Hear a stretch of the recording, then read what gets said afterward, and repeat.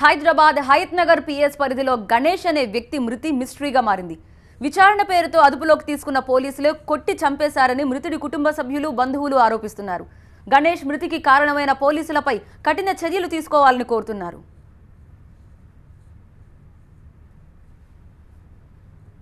Hayath Nagar PS పరిధిలోని మునగనూరు గ్రామంలో అనుమానాస్పదంగా తిరుగుతున్న గణేష్, రమేష్ అనే ఇద్దరు పాత నేరస్తుల్ని అదుపులోకి తీసుకుని స్టేషన్కు తీసుకెళ్లారు పోలీసులు. తాను పిల్లాయిపల్లెలోని ఒక క్రషర్లో జేసీబీ డ్రైవర్గా పనిచేస్తున్నానని పోలీసులకు చెప్పాడు గణేష్. దీంతో అతన్ని తీసుకుని పిల్లాయిపల్లెలోని అన్ని క్రషర్స్లు తిప్పారు. చివరిగా శివగంగా క్రషర్ వద్దకు రాగానే పోలీసుల నుంచి తప్పించుకుని పారిపోయే క్రమంలో క్వారీ గుంతలో పడిపోయాడు గణేష్. దీంతో తీవ్రంగా గాయపడ్డ అతన్ని వెంటనే ఆసుపత్రికి తరలించారు. అయితే పరిస్థితి విషమించి ఆసుపత్రిలోనే చనిపోయాడు. ఇప్పుడు గణేష్ మృతిపై అతని కుటుంబ సభ్యులు అనుమానం వ్యక్తం చేస్తున్నారు. 17 దొంగతనాల కేసుల్లో గణేష్ నిందితుడిగా ఉన్నాడంటున్నారు పోలీసులు.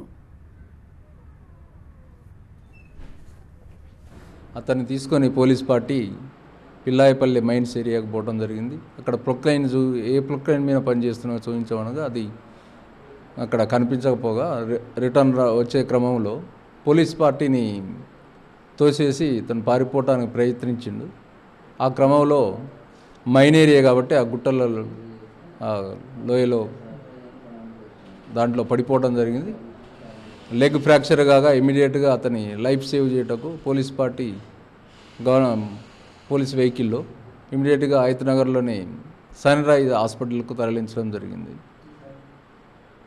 This is unfortunate but we can not save his life. He died.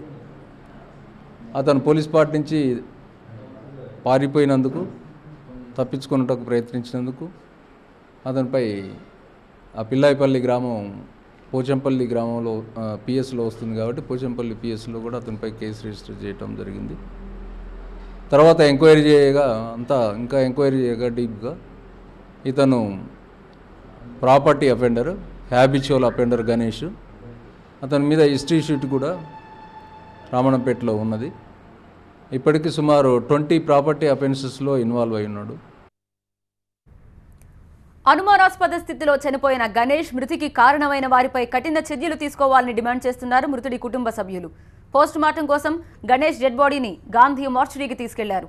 Ganesh పారిపోతూ ప్రాణాలు పోగొట్టుకున్నాడా లేక పోలీసులు కొట్టిన దెబ్బలతో చనిపోయాడా అనేది పోస్ట్ మార్టం రిపోర్ట్లో తేలనుంది.